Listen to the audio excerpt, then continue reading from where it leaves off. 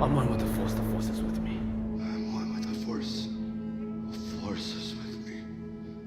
And I'm one with the Force. Welcome to the Dharma of the Force, a podcast about the spiritual and philosophical side of Star Wars. If that puts you off, it's just words. And if you think that's all a bunch of mumbo jumbo, even better. We cannot widen our horizon and grow by never challenging what we believe, and we should always be suspicious of those who tell us what to believe. In some Buddhist traditions, listening to Dharma talks is a spiritual practice. It's not meant to give answers per se. It's an exercise in looking at questions and elaborating on them, and finding the truth within yourself. So in that spirit, let us look at today's topic. Jedi numbers. I thought it might be a fun little detour to look at the numbers used in Star Wars, specifically for the Jedi. So I'm not talking about 1138 or 4-1 here. First of all, as a disclaimer, as humans, we have this need to make sense of patterns even if they're not there. That's why we see faces on the surface of Mars or cheeses in a loaf of bread, and we often lose track based on wishful thinking. So when I say numbers, I won't be like J is the 10th letter in the alphabet, E is the 5th letter, D is the 4th, and I is the 9th. So if you combine that, that means the number for Jedi is 28, and according to some website on the internet, that means it stands for Romance, Financial Success, and its lucky flower is Daisy. No pun intended. Because what people doing that, I mean no disrespect if you're into that, please forgive me, forget is that letters are a made-up human concept, and there are hundreds of different alphabets and writing systems in the world. So it's a bit egocentric and ignorant to put too much meaning into whatever we are using at the moment. Because what about the oral traditions then? How would words of isolated tribes or forgotten cultures without writing systems translate to that? They wouldn't, they can't. We made up symbols and assigned them to sounds. When we sent up a message for potential aliens with Pioneer 10 in 1974, we didn't send a letter, we sent a graphic based on science and mathematics, because those are universal. Speaking of oral traditions, a lot of numbers and narrative forms stem from the rhythm and nature of vocal reciting, and when there is rhythm, there are numbers. But we can also see how much we can fail by not understanding the origin and cultural environment out of which stories originate when we look at the number 666. Context is everything. A lot has been speculated, but scholars pretty much agree that the Book of Revelation was born out of an anti-Roman propaganda, and assigning numbers to letters was a pretty common way to write in code at the time. There are many documented cases of ancient graffiti along the lines of, I'm in love with the woman whose number is 123 or whatever. It's a practice called gematria. The Book of Revelation was written in Greek, assigning numbers in Hebrew letter, and voila, the root of all evil is the Emperor Nero. Again, sorry if I'm offending your belief here, but I think this takes away nothing from the teachings of Jesus, so you're good. And we can still use Nero as a symbol for a very bad person in the same way the origin of Satan refers to a random guy playing devil's advocate. See what I did there?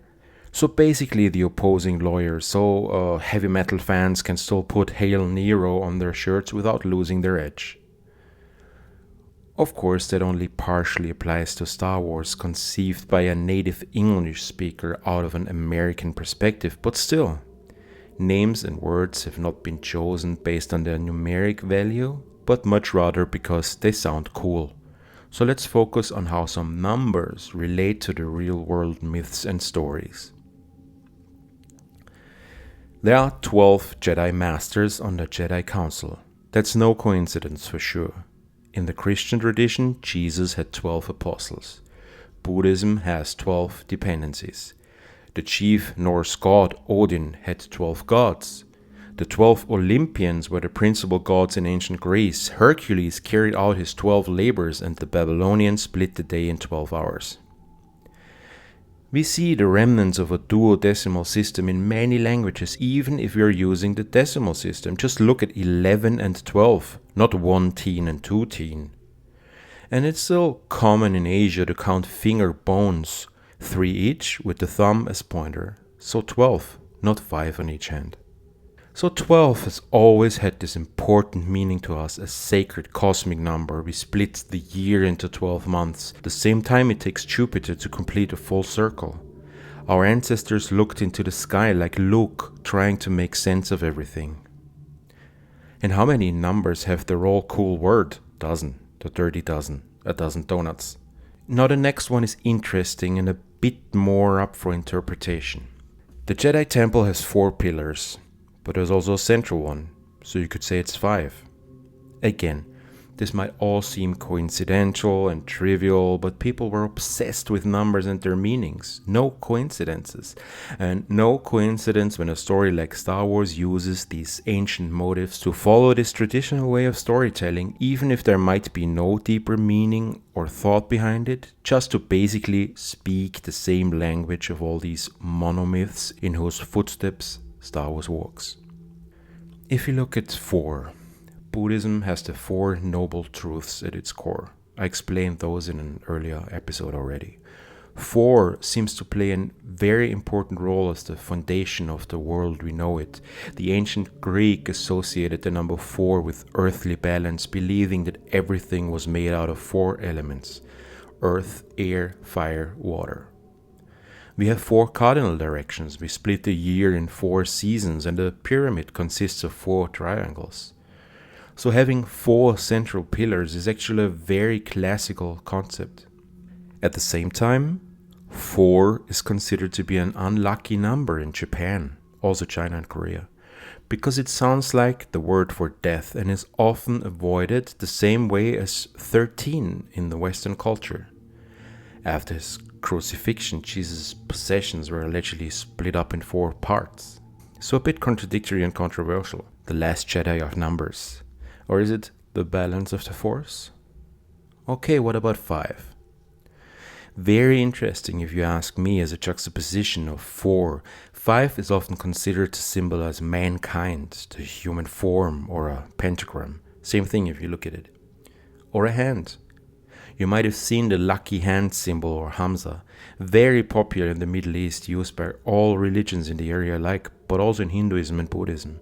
It's used as a protection and lucky charm. The ancient Aztecs believed that we were living in the 5th age and that humanity or human society has been destroyed 4 times in the past. Remember all the panic with their calendar ending? They never said the world would end. We are now in the 6th age. You tell me whether or not they were right about human society. I should also point out that the 5th card in Tarot is the Hierophant.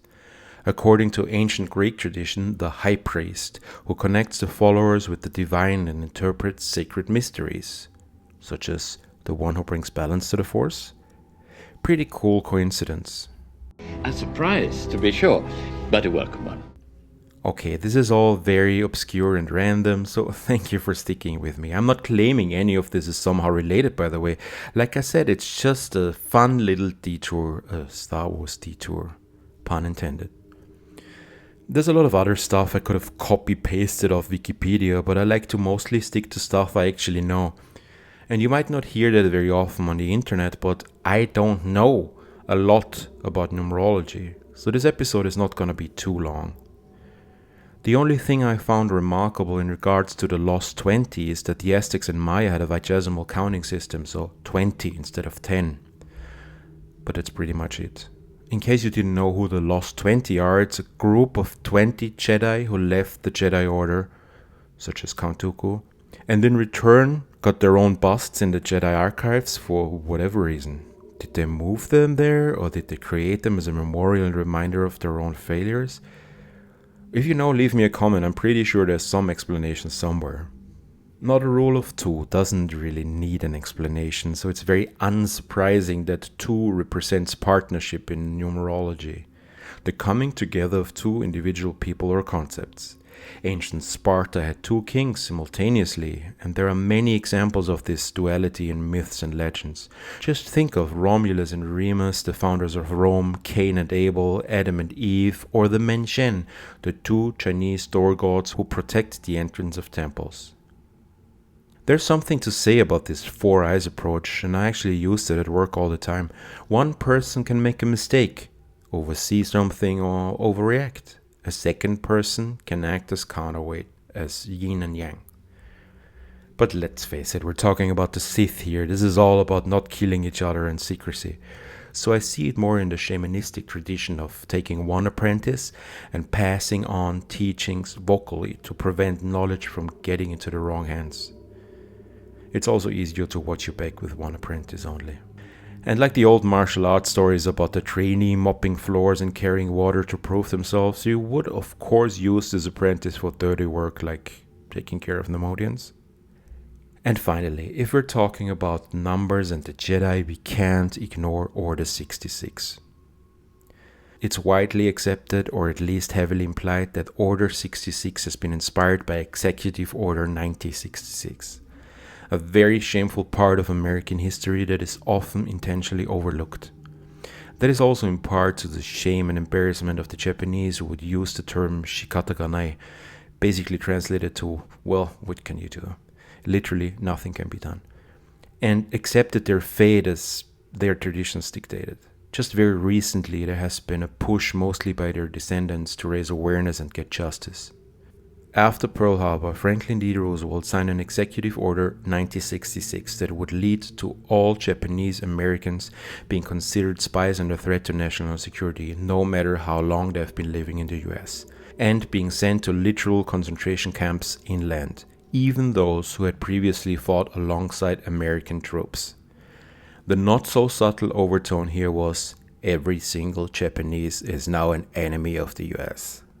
I really recommend to look this topic up as it exceeds the limits of this podcast.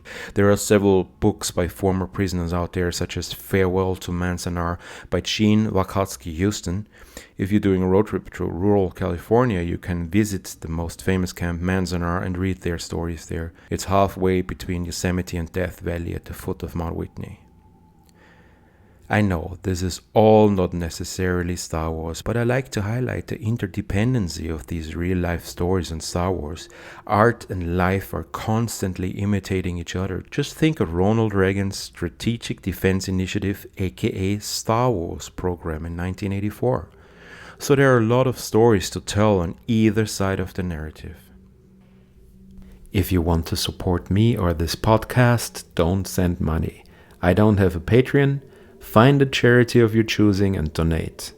And do yourself a favor and switch off your phone, disconnect, and just sit in silence for a few minutes. Close your eyes and breathe.